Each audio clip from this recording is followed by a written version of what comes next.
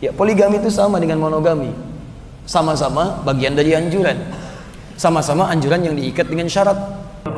Ya kalau tanya gimana hukumnya poligami hubungannya dengan istri, ya jelas siap perang gitu aja. Nah, yang mampu ini suami, kalau dia tidak mampu tidak boleh duduk, tidak boleh berpoligami kalau dia tidak mampu. Nah, kalau dia mampu harus izin dulu pada pilot, baru dia. Apakah tidak bisa memberikan nafkah batin kah, ataukah tidak ada anak-anak kah, atau alasan-alasan tertentu apa. Jadi perlu suami yang memahamkan istrinya. Jadi kita perlu diskusi, bukan bercanda. Ini banyak. Hitung ada orang itu masuk surga, semua dosanya nggak ada, amalnya baik. Dia ditunda masuk surga itu karena istri kamu satu. Ditanya apa salahnya ya kalau istri saya satu. Baru minta hafal Quran sudah minta poligami, luar biasa. Ya. Quran surah yang keempat ayat yang ketiga gitu kan. Poligami itu bukan keinginan. Kalau ingin, mungkin yakin niscaya setiap bapak-bapak ingin poligami. Kalau cuma keinginan, ya poligami itu sama dengan monogami. Sama-sama bagian dari anjuran. Sama-sama anjuran yang diikat dengan syarat. Jadi monogami pun maaf diikat dengan syarat. Syarat ketentuan berlaku. Belum memenuhi syarat, belum bisa antum menikah. Awas, jangankan poligami, monogami aja ada syaratnya. Belum terpenuhi, syarat belum ada, belum bisa berlaku bagi antum. Demikian juga dengan poligami. Maka biasanya persoalan poligami bukan sekedar persoalan keinginan, tapi persoalan memenuhi persyaratan-persyaratan yang ada. Jika persyaratan sudah terpenuhi di situ, maka diskusi berlangsung dengan istri. Berikan dulu pendidikan, jangan ujuk-ujuk langsung minta menikah. Masuk dulu kepada fikihnya. Terangkan dengan bahasa yang halus, dengan bahasa yang lembut, dengan keadaan-keadaan yang ada, terpenuhi keadaannya, tarbiyah berlangsung dulu. Kalau pemahaman sudah ada, pengertian sudah ada, Masya Allah. Jangankan antum yang minta, istri yang nyuruh. Nabi Ibrahim gak pernah minta Nabi Ibrahim, tapi Sarah yang mengajukan. Papa kan Nabi, Papa Rasul, Papa punya tugas risalah. Saya khawatir Pak, ketika saya tidak bisa memberikan yang terbaik untuk keturunan itu, tidak ada yang meneruskan risalah Papa. Bagaimana di hadapan Allah nanti? Hasil tarbiyah Nabi Ibrahim, Pak, nikahi Hajar. Nikahi Hajar. Ketika sifat berbagi itu ada, dengan tarbiyah yang luar biasa dalam, maka Allah anugerahkan kepada Sarah apresiasi terdalam. Ketika bisa berbagi, maka turun berita. Apa beritanya? Kamu akan mengandung melahirkan seorang anak. Masya Allah. Hajar punya keturunan dipisahkan supaya tidak muncul kecemburuan dari Sarah. Karena kalau sudah punya anak, perhatian Ibrahim akan kepada anaknya. Dipisahkan. Turun Quran surah 14 ayat 37. Perhatikan, poligami yang dimanhaj dengan benar, maka akan turun bimbingan Allah di dalamnya. Awalnya disarankan, tapi kalau anak sudah ada, kecemburuan akan muncul. Dipisahkan oleh Allah. Ketika dipisahkan, Sarah diberikan anugerah keturunan. Lihat, kalau manhaj diikuti sesuai dengan petunjuk Allah Subhanahu wa ta'ala, maka bimbingan Allah akan lahir dalam kehidupan berkeluarga. Cek. Jadi sekali lagi, bagi antum yang seperti ini, mungkin masalah yang utama bukan istri protes, bukan istri kemudian marah, bukan istri ingin minta cerai. Barangkali istri ingin mendapatkan pendidikan dari antum supaya paham alasan apa yang menjadikan dia mesti berbagi dalam kehidupan. Ingat teman-teman sekalian, membelah hati itu tidak mudah. Ya, belahan jiwa itu tidak mudah. Hal yang paling sulit, amalan paling tinggi bagi seorang perempuan. Karena itulah kemudian butuh tarbiyah juga yang harus disampaikan dari sejak dini. Kalau tarbiyah sudah masuk, sudah paham dengan keadaannya, antum bagian dari persyaratannya, dibawa kemudian ke surga dengan bekal bersama-sama, itu yang bisa mengantarkan pemahaman yang baik. Jangankan minta, istri bisa nyuruh. Ma, bukankah cita-cita kita surga? Iya Pak, Masya Allah. Surga mana yang Mama inginkan? Firdaus Pak, Masya Allah. Coba lihat, apakah kehidupan kita sudah seperti penghuni surga Firdaus? Masya Allah. Sudah belum Pak ya? Yuk kita contoh Nabi, yuk kita contoh para sahabat. Kira-kira persyaratan terpenuhi atau tidak? Masya Allah. Pertama, rajin sholat. Sholatnya khusyuk. Perhatikan baik-baik, qad aflahal mu'minun. Alladzina hum fi sholatihim khashi'un. Sholatnya khusyuk. Alhamdulillah Pak, kita sudah berusaha yang ini. Alhamdulillah. Anil lagwi mu'ridun. Perhatikan dari yang sia-sia kita hindari. Apakah kita sudah menghindari yang sia-sia? Sudah Pak. Masya Allah. Lizakati fa'ilun. Zakat sudah berzakat belum? Belum Pak. Kenapa Karena belum ada yang dizakati. Ayo kita berusaha. Berusaha sampai kita punya harta, siap untuk menunaikan zakat. Tolong mama doakan papa supaya bisa mencari nafkah sampai batas nisab untuk berzakat. Doakan, sukses. Hartanya melimpah, masya Allah mah.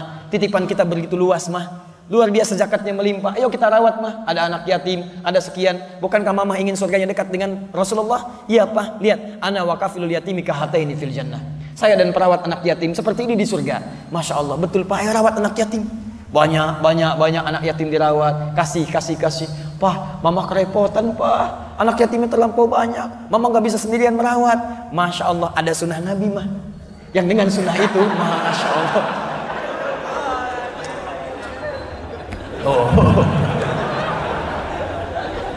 Yang dengan sunnah itu mudah mah ke surganya. Bisa kita bagi. Merawat anak yatimnya gampang. Terus berbaginya nyaman. Dan ke surganya bisa bersama-sama dengan keadaan yang paling indah. Apa itu pak? Ini mah kisahnya. Masya Allah. Ketika anak yatim banyak, turun Al-Quran. Apakah mama siap menunaikan perintah Quran? Harus pak. Kan Quran itu pedoman hidup kita. Masya Allah. Apakah mama mau mengamalkan Quran sesuai petunjuk Nabi? Wajib pak. Bagaimana bisa mengamalkan Quran tanpa petunjuk Nabi? Namanya mah adalah sunnah berbagi. Harus pak. Berbagi itu kan bagian dalam kehidupan. Baik. Alhamdulillah. Mama siap? Siap pak. Baik. Berbagi dengan sesama mama yang lain. Kok begitu pak? Enggak begitu kan Quran. Sunnah mah. Hidup berumah tangga itu cuma titipan. Bukan sekedar kita berpasangan saja. Kita itu kan berlomba mah untuk saling berpartner mencari surga.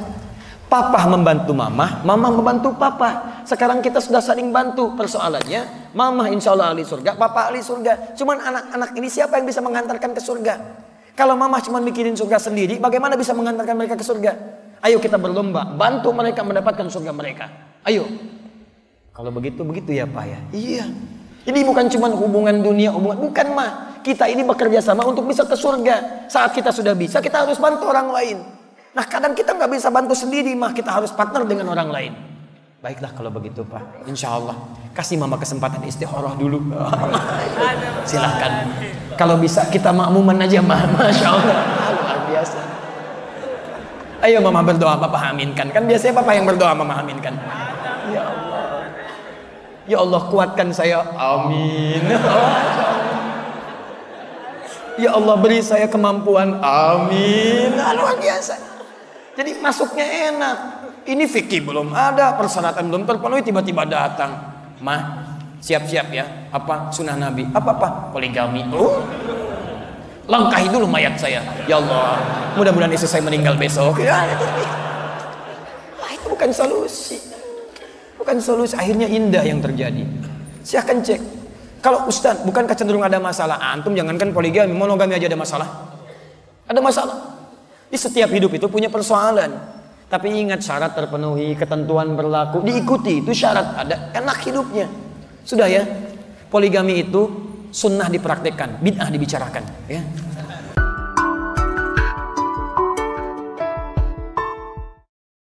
Begini ya, jadi pertanyaan seperti itu kategorinya ini keluhan ya. Ya kalau tanya gimana hukumnya poligami, hubungannya dengan istri ya jelas siap perang gitu aja. Itu pasti. Kalau hukum dasar dalam Islam memang jelas boleh, tapi ya boleh dan siap ada resiko ya sudah biasa saja, nggak usah. Kalau dosa dan tidak dosa itu ya tergantung, artinya tergantung itu sakit menyakiti itu kan relatif. Kalau suatu haram ya dosa, kalau tidak ya dosa satu ya dihitung satu, masa satu dihitung seumur hidup. Tapi kalau akibatnya seumur hidup itu kan karena apa ya, melankolis lah. Perasaan tersakiti itu kan melankolis, tapi sebetulnya kadang nyakitinya tetap satu kali. Misalnya sebenarnya sebaliknya juga bisa, istri kamu nyakiti kamu, dasar wong lanang kayak monyet gitu. Itu kan kalimatnya sekali, tapi sakitnya kan berlanjut. Jadi ya sama. Nanti tanyakan malaikat bagian nulis, ini dosanya ditulis berapa ini. Jadi wilayah-wilayah seperti itu yang penanya sampean itu juga gaya-gayaan tok. Karena apa ya? problem sosial itu kan memang lazim ya. Jadi kalau milih merantau di Korea misalnya, mungkin cari uang gampang, tapi resikonya jauh dari apa? Keluarga. Kalau kumpul keluarga, nyari uang susah, tapi dekat keluarga. Tapi resikonya apa? Dimarahin, diomelin. Ya sudah hidup ya, seperti itu. Ya bluwakum ayyukum ahsanu amala. Saya punya data kitab yang saya kenal bagus sekali. Kitab itu cerita begini, semua yang ditakdirkan Allah itu baik, yang nggak baik hanya satu maksiat. Karena nggak boleh kamu zina, maling berdasar kodok kodar. Jadi asal tidak maksiat itu sesuatu pasti positif. Termasuk beliau mencontohkan gini, contohnya pasti unik. Ini terutama yang punya teman-teman banyak. Kata siapa dia teman akrab, setelah saya miskin nggak dijenguk lagi. Padahal zaman saya kaya sering kesini. Banyak nggak orang miskin yang jatuh miskin bilang gitu? Zaman kaya temannya banyak, zaman miskin hilang ditinggal. Itu kata kitab itu bagus. Allah mentakdir begitu tuh bagus. Coba kamu kaya raya dulu sering traktir temen terus numpak limusin bareng kemana-mana. Tadi saya diantar limusin Korea. Orang miskin temen tetap ke situ. Padahal kamu nyuwun sewu sudah buruhnya orang bikin bata, buruhnya orang manol kerja di pasar. Malah malu tuh jadi tontonan. Artinya Allah mentakdir saat kita miskin teman tidak ngejenguk itu bagus. Kalau kita miskin terus teman-teman jenguk malah jadi tontonan. Pernah kaya raya traktir ditilihi temen pas buruh di rumahnya orang milih ditilihi apa milih enggak? Malu kan? Artinya sebetulnya keluhan manusia itu cemen saja bilang apa? Oh kalau zaman saya jatuh kok tidak ada yang jenguk saya. Kalau pas jatuh dijenguk-jenguk kan malu. Mana ya temanku? Pas dijenguk guru foto di rumahnya orang pas dibentak lagi. Padahal dulu bos. Artinya gini loh, kalau Allah sudah mentakdir sesuatu itu pasti maslahat. Mungkin maslahatnya kita jatuh itu teman-teman lupa, terus kita bisa introspeksi, bangkit lagi lah. Nanti kalau sudah bangkit temannya datang lagi sudah pakai baju bagus, udah keren. Jadi artinya gini loh, banyak keluhan-keluhan manusia sebetulnya nggak proporsional gitu. Allah sudah menyiapkan seperti itu. Misalnya Allah bikin rata-rata istri itu cerewet. Memang lelaki gak dicereweti, terus turu ngopi. Barokahnya cerewet ini ada pelecut apa Kalau Mbah Mun guru saya kalau guyon, ke di bojo konaah nriman, fakir selawase. Rata-rata wong lanang rai-rai gini kok bojone nriman, wes mesti tak jamin turu mangan roti, rokok turu mangan ngopi. Kok sambil nunggu mati. Barokahnya sampai begini, barokahnya apa coba? Kecerewetan. Jadi artinya kalau Allah bikin sesuatu itu sudah dipertimbangkan lah kira-kira gitu bahasa manusianya apa? Jadi nikmat. Begitu juga poligami. Poligami itu dihalalkan Islam, tapi kan dapat nikmat. Masa dapat nikmat gak dapat umpatan, gak dapat maki-makian, ya sudah lah. Tinggal kita nonton saja. Ya, artinya sesuatu pilihan kan pasti ada resiko. Makanya saya sering bilang ke teman-teman, saya datang kalau kamu poligami, tapi ada resepsinya. Waduh, Gus gak resepsi, perang. Ada yang berani poligami pakai resepsi? Bisa perang. Jadi menurut saya kita ya jangan merubah hukum Islam, tapi yang ngitung kekuatan apa? Kekuatan dan kemaslahatan. Makanya kata Quran, wa in khiftum alla ta'dilu ya fawahidatan. Kalau kamu merasa takut tidak adil ya cukup satu. Kalau kamu bukan sekedar takut tidak adil, pasti tidak adil. Rai-rai gini itu pasti tidak adil. Ya saya kira demikian. Tanya.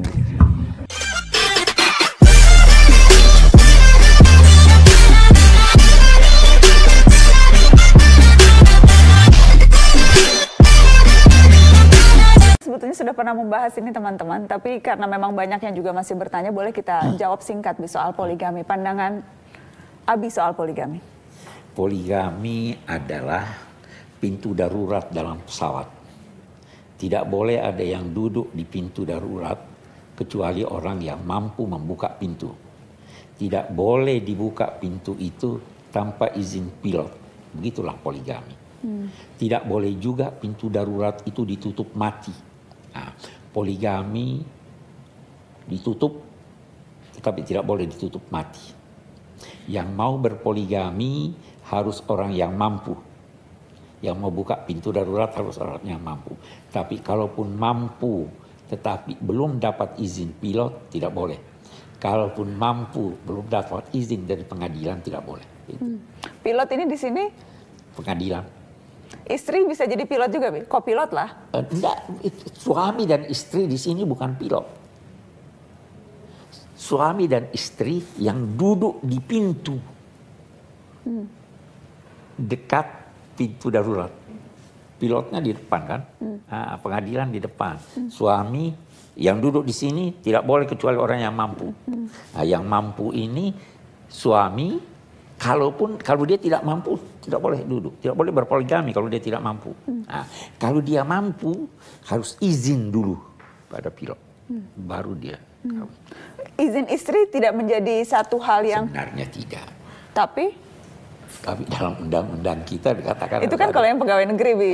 Iya, Kalau itu. yang bukan pegawai negeri Tidak. dan definisi mampu di situ Nah, itu paling tidak mampu membelanjai dua orang istri secara adil dan mampu berlaku adil. Itu kemampuan. yang berat tuh di situ, berlaku adilnya itu yang berat. Ah, ya. Tapi yang dimaksud dengan adil di situ bukan keadilan dalam cinta, tapi keadilan dalam hal-hal yang bersifat material. Dan keadilan itu tidak selalu berarti sama.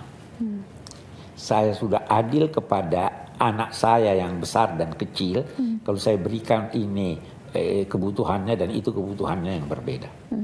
Ini yang bertanya kemudian dalam kenyataannya kerap kali poligami dijadikan alasan para laki-laki yang tidak puas akan nafsunya dan mengaitkan dengan dalil sunnah. Bahkan dilakukan saling sembunyi yang berdampak saling dusta dari salah satu istri lainnya. Buruk. Itu yang buruk. Itu buruk. Nabi berpoligami, sebagian besar istri-istrinya itu adalah orang-orang yang butuh perlindungan, orang-orang tua dan sebagainya. Jadi yang beralasan itu tiru Nabi, kawinlah dengan janda-janda tua. Oke. Kalau yang mau alasan Ya, sebenarnya poligami ini kalau dalam pandangan kacamata Islam itu yang ideal, yang adil itu seperti apa sih?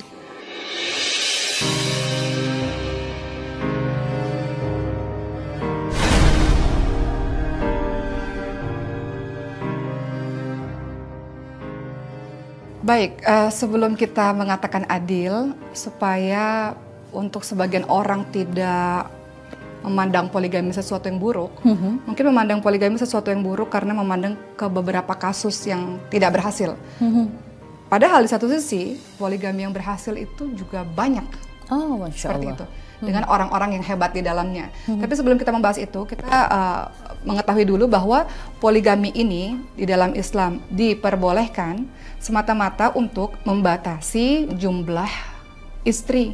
Oke. Bukan untuk memperbanyak. Maksudnya bagaimana? Dulu sebelum Islam datang, seperti kita tahu raja-raja, Oh, para Masya Allah. pimpinan-pimpinan, betul. pemimpin-pemimpin itu punya selir-selir, punya perempuan-perempuan yang banyak. Oke. Yang mungkin jumlahnya bisa belasan, puluhan, ratusan Bahkan ribuan ya pada masa itu. pada masa itu. Kemudian kita lihat juga Arab Jahiliyah ya, bagaimana perempuan-perempuan tidak ada harganya sama sekali, istilahnya bisa digunakan dari satu ke satu seperti itu. Tapi ketika Islam datang, Islam membatasi supaya tidak seperti itu, tidak sebanyak itu. Oke. Islam membatasi boleh 2, 3, 4. Tapi nanti kita akan lihat dalam surah An-Nisa ayat 3 ya. Tapi Allah Subhanahu wa taala ingatkan itu tidak mudah. Bisa dilakukan oleh orang-orang yang tertentu saja. Kalau engkau merasa bahwa engkau khawatir, takut tidak bisa berlaku adil, maka yang dianjurkan, yang diutamakan adalah monogami, satu istri terlebih dahulu. Jadi yang digarisbawahi di sini mungkin stigma di luar sana yang berasumsi bahwa Islam ini mengajarkan untuk menambah istri, ini mulai harus dirubah ya. Justru di sini Islam bukannya menganjurkan untuk menambah istri, justru untuk mengurangi gitu ya, atau mempersempit, karena betul. kita melihat sebelum adanya aturan Islam ini di luar sana banyak sekali laki-laki yang beristri puluhan, ratusan, bahkan ribuan. Atau mungkin gitu bukan istri, tapi banyak yang lain-lainnya. Oke. Selir lah, atau yang tidak dinikahi, atau yang lain-lain kan banyak. Oke, seperti jadi intinya di sini peraturan poligami dalam Al-Quran ini justru ingin memuliakan wanita ya, dengan batas yang sudah diatur oleh Allah gitu. Oke. Makanya mohon izin Mbak Zeda, makanya di dalam surah An-Nisa ayat 3 itu ada kalimat seperti ini. A'udzubillahi minasyaitonirrajim. Fa in khiftum alla ta'dilu fawahidatan aw ma malakat aymanukum dzalika adna alla ta'ulu.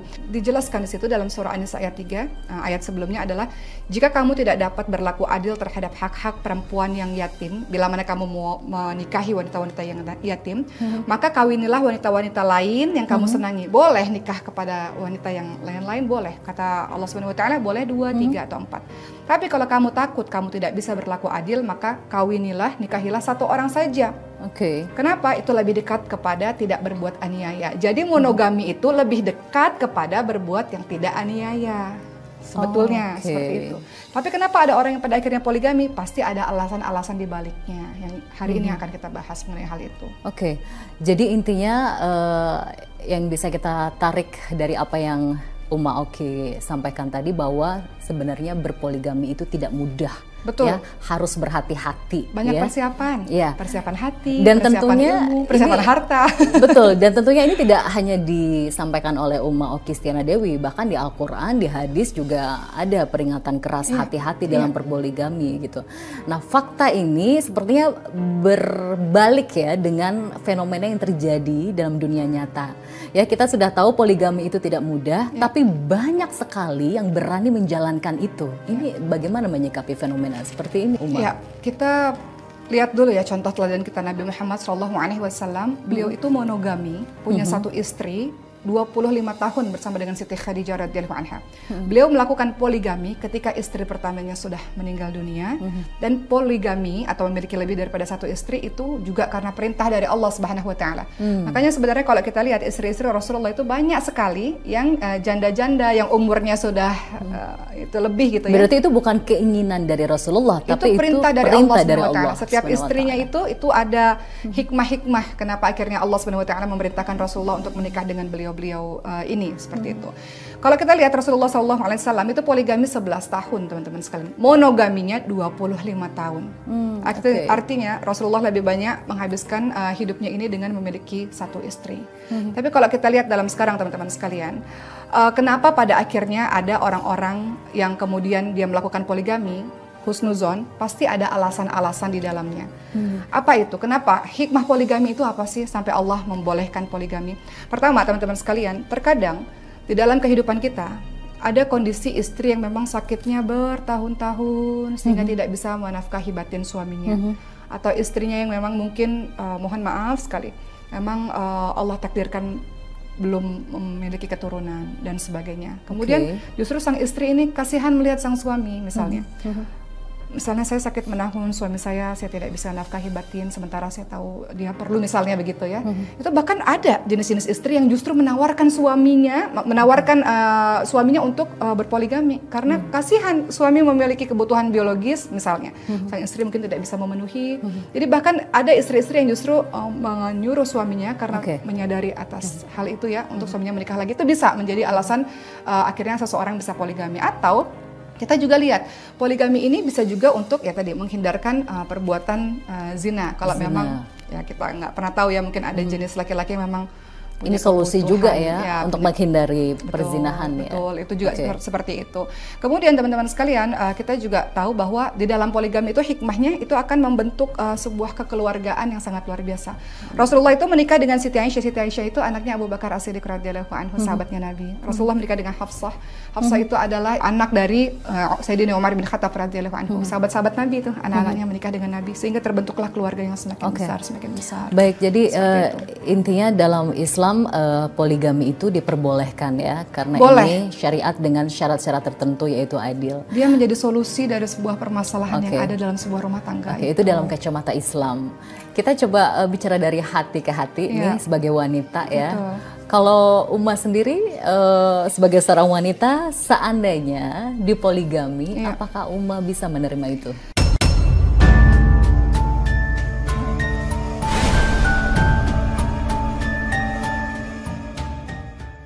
Sebelum masuk kepada tahap poligami seperti ini, ini juga nasihat buat diri saya teman-teman sekalian. Poligami ini kita tidak bisa maknai semua orang pukul rata boleh poligami. Mungkin poligami bagi orang A berhasil, bagi orang B mungkin nggak berhasil. Jadi nggak bisa dipukul rata. Kondisi keluarga itu berbeda-beda. Jadi poligami kita nggak bisa mengatakan semua orang ngikutin perintah sunnahnya Nabi itu sesuatu yang dibolehkan untuk sebuah kondisi-kondisi tertentu. Tapi di satu sisi kita juga nggak bisa mengatakan tidak boleh poligami, tidak boleh, karena itu mungkin dibutuhkan untuk keluarga tertentu juga. Oke, berarti jadi, harus melihat kemampuan dari pemimpin atau suami itu sendiri mampu atau tidak gitu dan ya. memampukan istri-istrinya. Oke. Jangan cuma dirinya aja dong yang siap, istri-istrinya disiapkan. Tapi afwan ya Uma, afwan banget. Pernah nggak sih Uma pernah ditawarin poligami sama suami?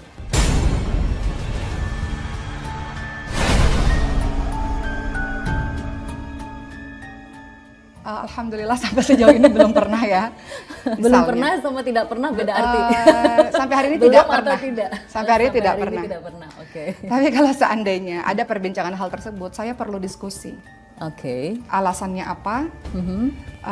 Apakah tidak bisa memberikan nafkah batin kah, ataukah tidak ada anak-anak kah, atau alasan-alasan tertentu apa? Jadi perlu suami yang memahamkan istrinya. Jadi kita perlu diskusi, bukan bercanda. Ini banyak nih teman-teman sekalian, banyak sekali suami-suami yang menjadikan poligami itu adalah bahan candaan yang menyakiti hati istri. Contohnya bahan candaan itu? Bahan candaan hari-hari misalnya, oh nanti saya poligami ya, nanti saya poligami, atau di depan teman-temannya, oh dia mah boleh dipoligami. Itu candaan yang menyakiti hati. Ya? Jadi ini juga mohon izin ya karena yang berbicara perempuan-perempuan dan saya yakin perempuan-perempuan lain juga begitu. Kalau memang sang suami memiliki niat untuk poligami, memang tidak dilarang dalam agama dengan ketentuan-ketentuan yang berlaku. Maka adakanlah diskusi-diskusi kepada sang istrinya. Alasannya kenapa? Yang namanya poligami itu kan berarti kita membentuk kehidupan keluarga baru. Kita tahu resikonya apa. Ke depan kehidupannya akan menjadi seperti apa, seperti itu. Tapi Uma pribadi sebagai seorang wanita, siap tidak seandainya nanti dipoligami?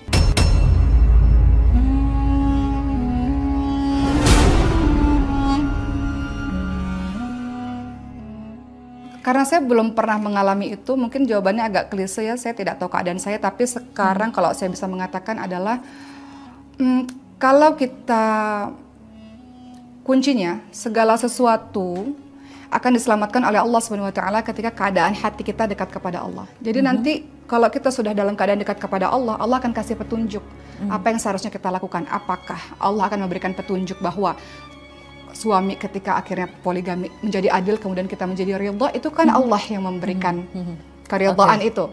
Ataukah yang lain-lain, wallahu alam. Tapi yang jelas, untuk saat ini, kalau seandainya hal itu terjadi, langkah pertama yang harus saya lakukan adalah pasti mendekatkan diri kepada Allah SWT untuk memberikan petunjuk kepada diri, kepada hati, atau mungkin untuk mempersiapkan.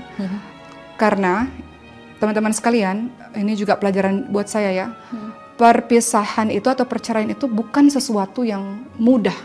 Ada banyak hal di dalamnya yang kita harus pikir panjang. Betul, termasuk anak ya. Anak-anak dan menjadi, mohon maaf sekali, menjadi seorang janda yang menjadi seorang diri yang sendiri itu tidak mudah teman-teman sekalian. Jadi ini nasihat buat saya ya. Semoga Allah bantu saya dalam mengamalkan apa-apa yang saya katakan.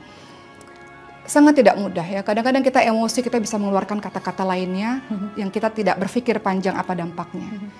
Jadi saya nggak bisa mengatakan apapun selain langkah paling awal adalah mendekatkan diri kepada Allah, banyak ibadah kepada Allah, qiyamul lailnya, Qur'annya, saumnya, puasanya. Nanti Allah akan berikan petunjuk dari situ. Mungkin Allah bisa meredakan kecemburuan, kemarahan. Berarti siap atau enggak nih Uma?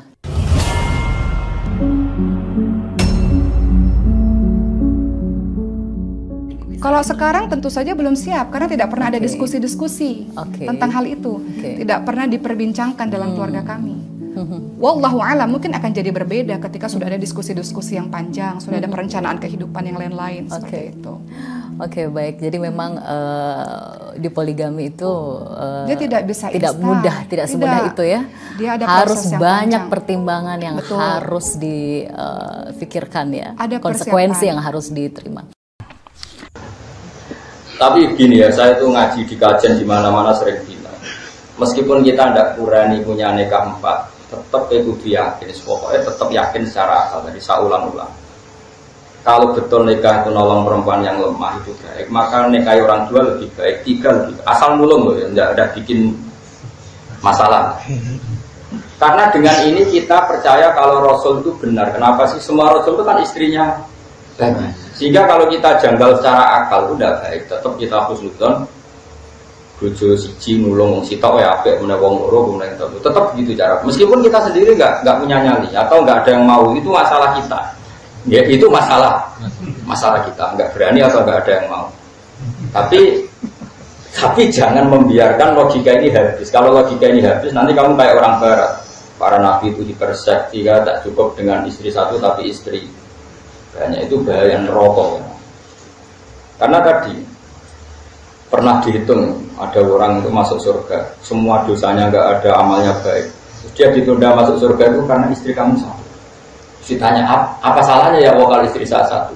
Ada 3 perempuan yang gara-gara kamu nikah satu, yang potensi jadi wong macam-macam. Gara-gara gue bojomu. Setidaknya kita istighfar dari kasus itu.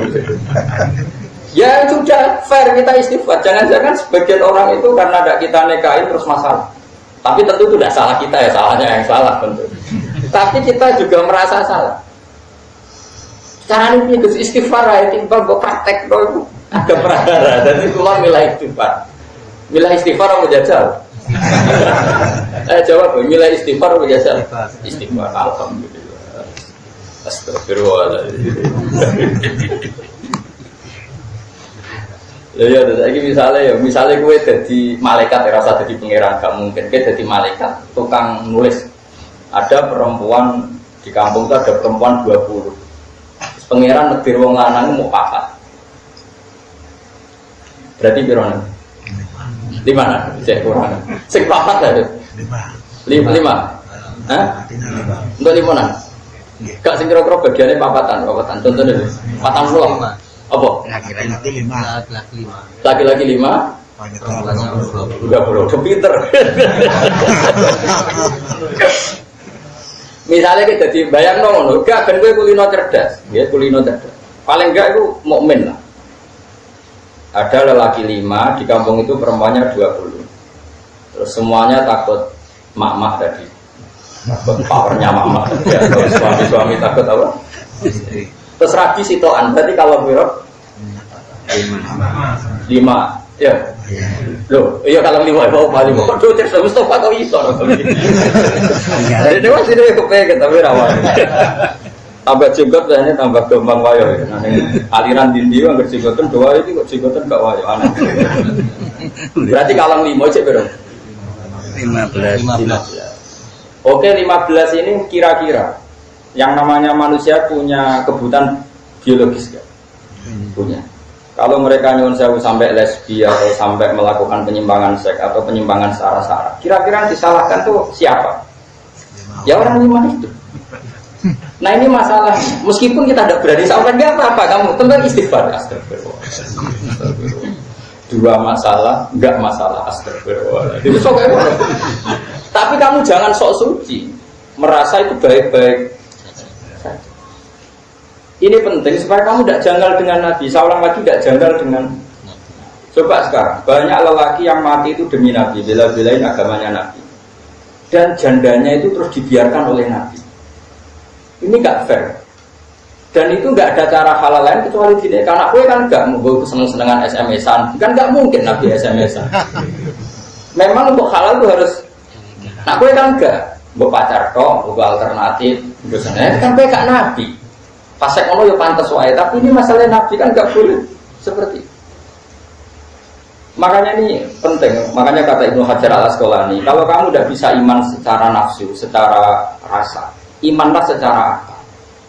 Itu tadi misalnya secara akal, kenapa sih para nabi istrinya banyak? Karena nolong orang satu baik, harusnya nolong orang banyak lebih.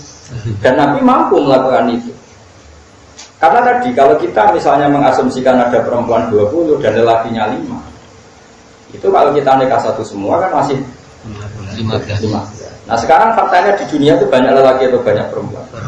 Kok pinter. Nah ini setidaknya kita masih punya akal itu supaya jaga iman saja. Kepentingan kita itu mau satu, jaga iman.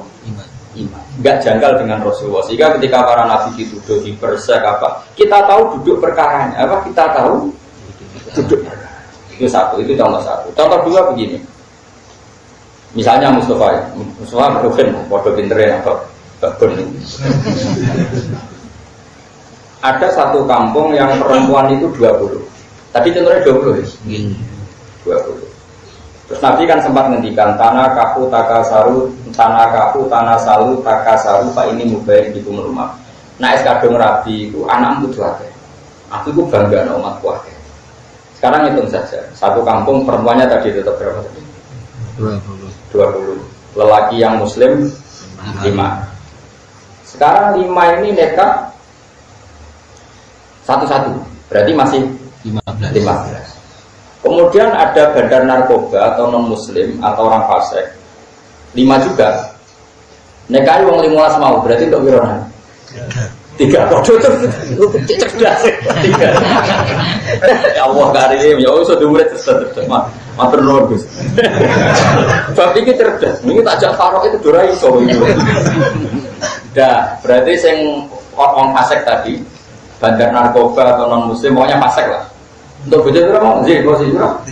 3 dua anak 10-an. Tolong pulau ping 5. Biro 150 sing Islam grup bojone sitok duwe anak berapa? Oh tadi anaknya berapa itu? 150. Enggak anaknya tadi terakhir anak 10. Ya sekarang misalnya sing soleh mau 5 dia anak 10-an lagi biro. 50 musuh 150. Kira-kira komunitas di situ kalau pilihan lurah sing dadi yo non muslim. Kira-kira sing nggawa Quran apa ngaji ning masjid sing perapatan kan fasik kabeh. Amin. Mergo kalah mayor. Jajal saiki diwalik. Sing untuk bojo telu mau wong Islam saleh kabeh. Sing liyane fasik minoritas. Nggawa Quran ning masjid pede wae. Sing gitaran sing sumpah. Mergo kalah mayoritas. Kalah napa? Mayoritas. Jadi uang itu senajan rawani poligami, setidaknya menyisakan logika. Betapa bahayanya kalau yang fasik yang lebih mayoritas, yang populasinya lebih. Loh iya, misalnya 150 anak kiai kabeh, saya orang soleh lah, pas-pasan ini juga. Oh, 150 gue jalan kabeh nalor itu, lu sing gitaran juga. Saya kira walian, sing 150 gue gitaran, terus apa gue masjid, gue jalan masjid mesti amin. Jadi wong soleh, amin tebek wong. Fasik, prono toh. Terus karena mereka menang pilihan lurah menang terus dia pelaturan masjid orang adzan banter ramai misalnya ngaji orang lagu speaker berisik tapi nak judi kesunatan misalnya. Habis mereka menang the power karena jumlahnya nak ragil ayo perang 1 second mau musuh second habis orang keramat kabeh jadi orang nabi roh. Setidaknya kita paham kenapa Nabi pakai logika tanakahu takasari. Kamu kalau wani nikah ya anak mesin.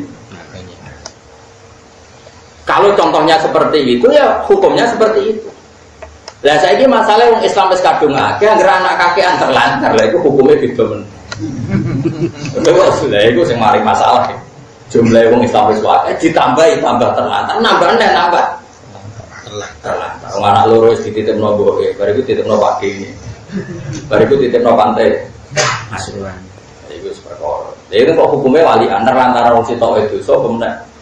Wong loro pemenang. Tapi setidaknya dengan logika kayak saya, orang tuh terlatih berpikir ala ulama bahwa sesuatu ini kadung fakta. Fakta adalah mayoritas itu menang dan mayoritas ditentukan oleh populasi. Populasi ditentukan oleh banyak istri banyak.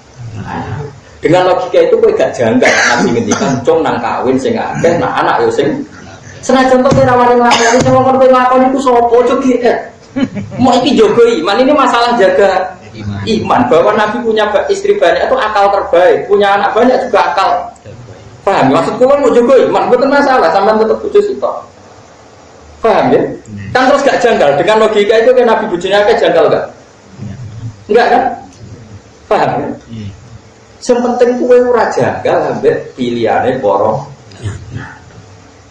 Lane Allah nak bela-bela Nabi walaqad arsalna rusulan min qablika wa ja'alna lahum azwaja wa dzurriyyah. Aku iku ngutus rasul. Yo tak gawe bojone wae anak putune. Kok Nabi Sulaiman kabare bojone wis 1000 salat kabeh jamaah kabeh sak masjid Aqsa rame. Lah misale 1000 iku dadi lonte kabeh tak dadi badan narkoba kabeh. Wah, iku menyebar tok. Kowe kelas ndi dadi bojone Nabi apa dadi ikhlas di wong sewu di rabi Nabi sito ambek berserakan di mana-mana. Misale kowe urip Ekos nih. Terus kue rawani akal itu ora penting, itu ora penting, itu ada di ukuran hukumnya pangeran. Tapi akal kita masih tahu. Itu dari Ibnu Hajar Al Asqalani. Nak wis ngene iki disebut wajada halawatal iman. Dia punya kenyamanan iman karena akalnya bisa menerima apa yang dilakukan para nabi.